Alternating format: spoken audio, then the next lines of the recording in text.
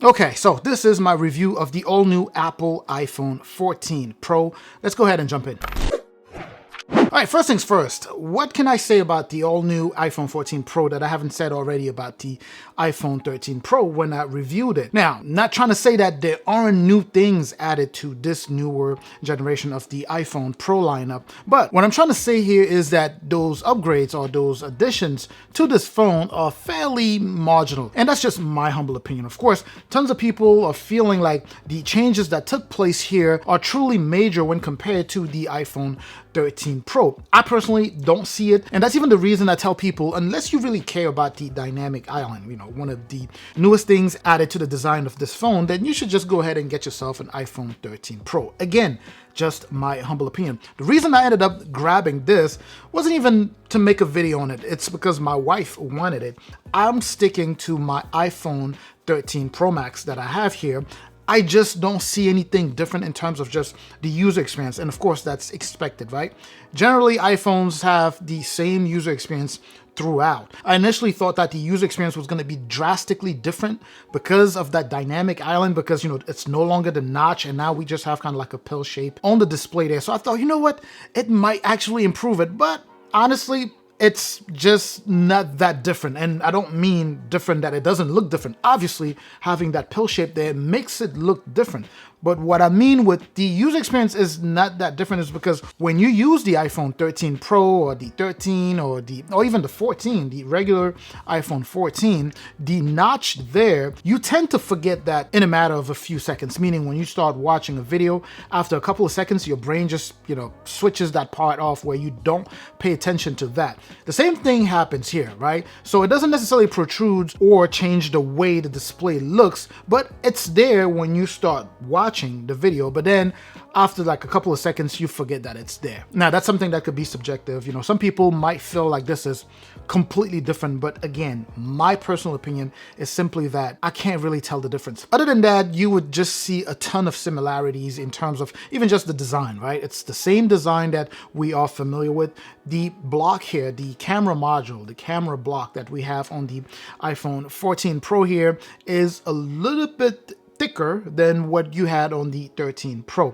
That's pretty much the only difference, but you still have that triple setup there that includes a 48 megapixel wide, a 12 megapixel ultra wide, and also a 12 megapixel telephoto. Now, image quality is set to be different. I can't seem to tell the difference when I take pictures with this and with this and compare. I can't tell, right? Video quality is also supposed to be slightly better. Again, I can't tell. Now, with all that being said, I have to add that, you know, of course, you could definitely zoom, you know, from further out more on this phone than you would be with the older one, with the iPhone 13 Pro, because this one was all 12 megapixels, right? 12 telephoto, 12 wide, and a 12 ultra wide, whereas here you have a 48 wide, right? You could definitely zoom into stuff better than you would on the iPhone 13 Pro or the 13 Pro Max. Then of course you have the 12 and 12. Going back to the display here, one of the things that's very noticeable on the iPhone 14 Pro is just how bright it is, right? So if you are, you know, looking at your phone under direct sunlight, it's very bright outside, you will be able to see things on here better than you would on the iPhone 13 or 12 and so forth, right? So you're looking at 2000 nits in terms of brightness. That is extremely bright, right? So again, under direct sunlight, that is certainly something that can enhance your user experience when you are outside and it's extremely bright and, you know, extremely sunny and you are under direct sunlight. So another thing to bring up there, and that's still sticking to just the display there, we now have, of course, the always on display. And I gotta tell you, I'm not a fan of it. Right? It's not like I have anxiety issues or anything, but anytime this thing is on like this, they tell us that it doesn't really eat up battery that much, but it still bothers me somehow because it's too bright for it to be considered to be an always on feature. In fact, I can't even tell the difference when it's like this versus when I actually have a notification, right? Like a message or something that's on. I keep wanting to pick it up because I feel like I just missed a call. And then you have all of the same features loaded here. It's still IP68 rated, just like the previous one. So if you are out there and it starts raining, you should not be too concerned. Unfortunately, we still have a lightning port on here. Hopefully next year with the iPhone 15, they could change it to a USB Type-C port like the rest of the world. So looking forward to seeing if they end up doing that. The next thing here, of course, the biggest or one of the largest changes that took place on this phone will be on the inside, right? So you have an Apple A16 Bionic chip loaded here, which of course means that it's faster, more powerful than the previous already crazy powerful A15 Bionic chip found on the iPhone 13 Pro. It is also loaded with 6 gigs of RAM, of course, coupled with that A16 Bionic chip. You are definitely in for a treat when it comes down to just raw power.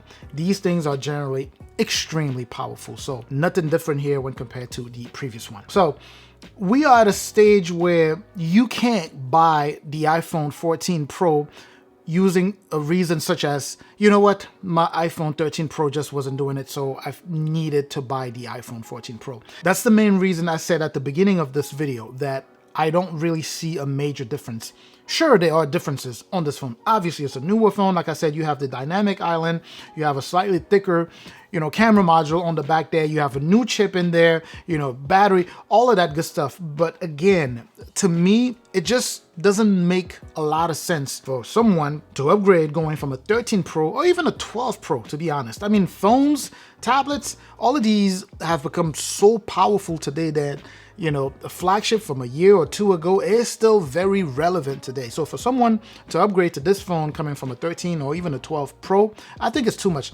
Obviously, I'm all for if you just like it and you want to buy it, go for it. I know people who buy or who bought this phone simply because of that dynamic island. But if you are trying to be practical and you just trying to make a decision where you get more value out of your dollar, this is certainly not one that you should go for. Same with the iPhone 14, but I've already made that video, right? So it doesn't make any sense for you to go from the iPhone 13 to the iPhone 14.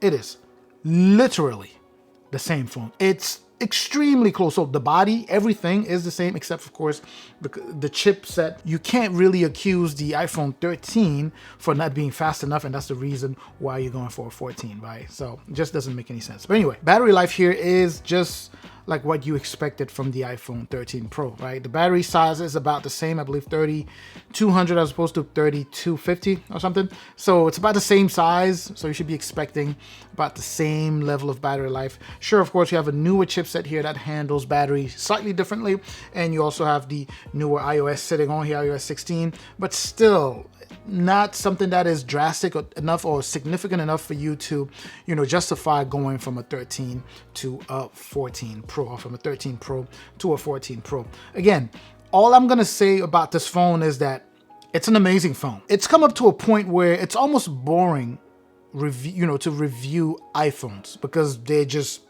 extremely stable, and I mean extremely stable. The whole ecosystem is stable, the devices are stable, the support is stable. It's pretty much the same old. And it's not a bad thing. It's actually a fantastic thing.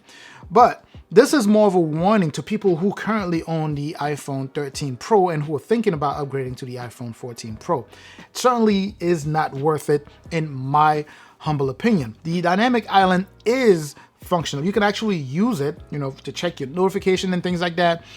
That I personally think it's a gimmick, but some people appreciate it. I personally I don't get impressed by that. Although when I first saw that they made that change, I was intrigued. I wanted to see how it would affect my user experience, but again, so far it has not drastically changed the user experience going from using this to using this, but that's just my take. Anyway, what is your take on the new iPhone 14 Pro and the 14 Pro Max? Let me know in the comment section. I'm gonna catch you in the comment section like I always do. Make sure also to share the video, subscribe if you haven't done so already. I'm also gonna catch you in the next video. Up until that next video, of course, as always, stay safe out there.